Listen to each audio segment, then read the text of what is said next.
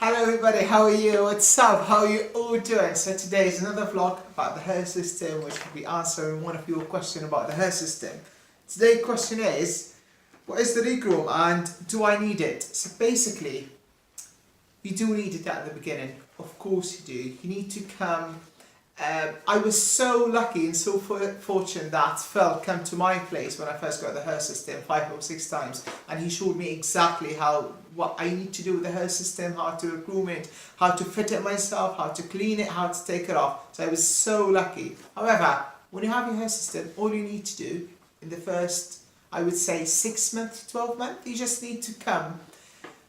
I would say once a month, something like that, and see how they doing it, so you know how to do it yourself. Once you learn how to do it yourself, you can either keep coming every couple of months, or you can just keep doing it yourself. This is what I do. I do it myself all the time after I learned how to do it myself. So this is the answer of today's question. If you have any more question about the hair system, visit healthforall.com and have a great day, guys. See you soon.